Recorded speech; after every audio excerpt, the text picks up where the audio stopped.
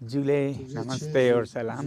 ये आज अनशन का 42वां दिन है और आज से जो युवा कर रहे थे अनशन 10 दिन का वो ख़त्म हुआ और अभी भिक्षुगण यानी कि जो लामा जी हैं गुनपाओं के 16 मठों के गुनपास के भिक्षुगण यहाँ पर अब से 10 दिन के अनशन पे रहेंगे।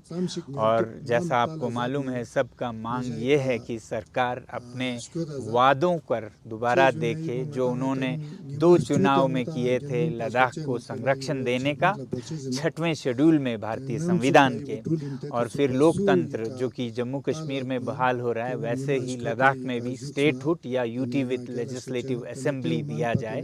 इसी बात को लेकर पहले हमारे 21 दिन का अनशन हुआ था, उसके बाद फिर महिलाओं का 10 दिन, फिर युवाओं का 10 दिन और अब भिक्षुओं का 10 दिन यानी कि 42वां दिन है आज।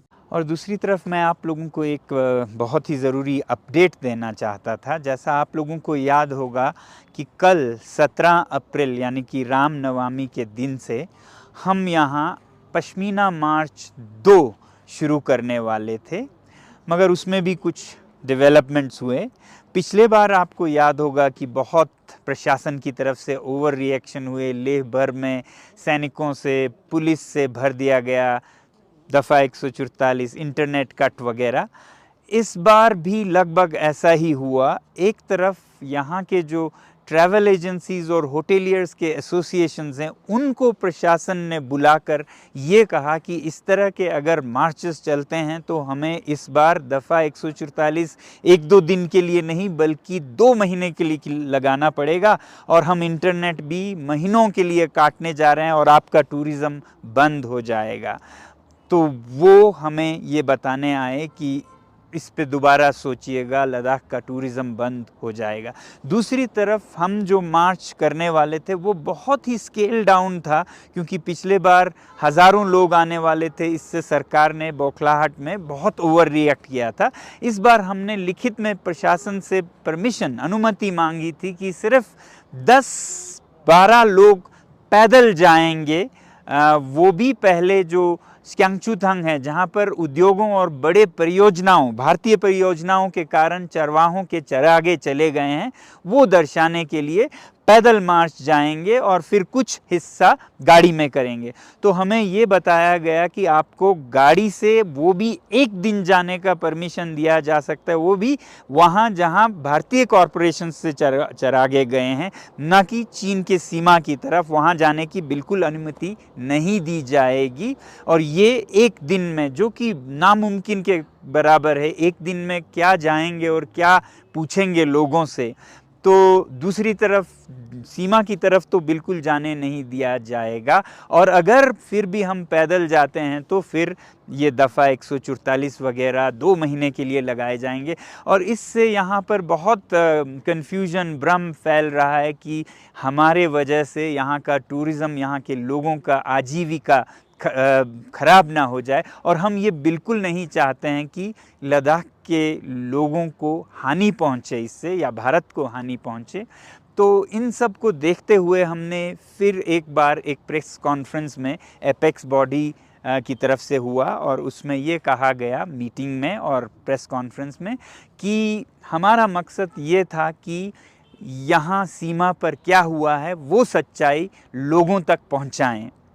और ये जो ओवर रिएक्शन फिर से हुआ है, 2 महीने के लिए हम टूरिज़्म बंद कर देंगे, इंटरनेट काट देंगे, दफ़ा 144, इसमें हमें अपना जवाब मिल गया कि सीमा पर क्या हो रहा है। वरना किसी भी और देश में अगर सीमा पर कोई विवाद हो जो कि अफवाह हैं ये कहना चाहती हो प्रशासन, तो वो अपने खर्चे से हम लोगों को, बल्कि जर्नलिस्ट को भी गाड़ियों से ले जाते और कहते कि दिखाइए दुनिया को, यहाँ पर कोई भी कन्फ्यूजन नहीं है, ये आज़ाद है, ज़मीन वहीं है, 1 इंच भी नहीं गया है, आप देख सकते हैं, फ़ोटो लीजिए, वीडियो लीजिए।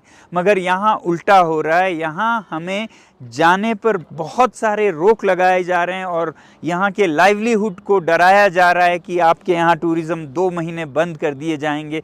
तो इससे हमारा जवाब बैठे बैठे मिल जाता है कि प्रशासन के पास छुपाने को कितना है, वो नहीं दिखाना चाहते हैं ज़मीन पर सीमा पर क्या हुआ है, उसे कवर्ड अप रखना चाहते हैं। इसलिए वो यहाँ के होटेलियर्स को, यहाँ के इंडस्ट्रीज़ को और यहाँ हम लोगों पर रोक लगा रहे हैं कि हम पैदल तक नहीं जा सकते हैं 12 लोग।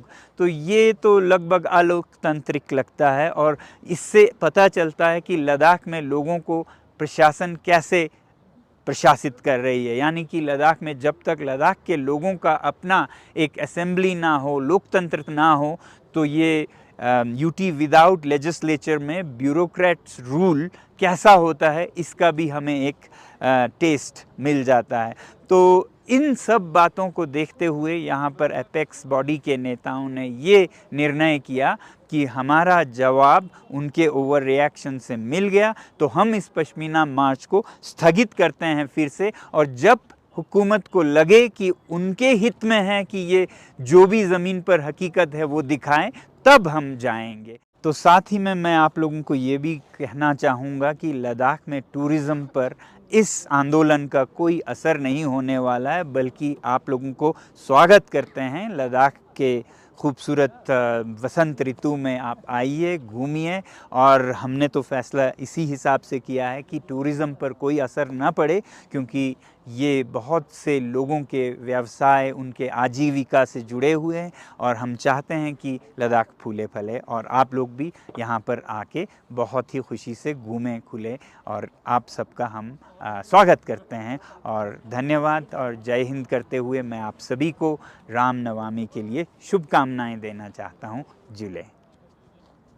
और अभी यहाँ पर कुछ पर्यटक टूरिस्ट आए हैं मेरे भाई राजस्थान से। अलवर से। तो आप लोगों को क्या लद्दाख में कुछ हालत खराब है, ऐसा कुछ मिला या दिखा या क्या?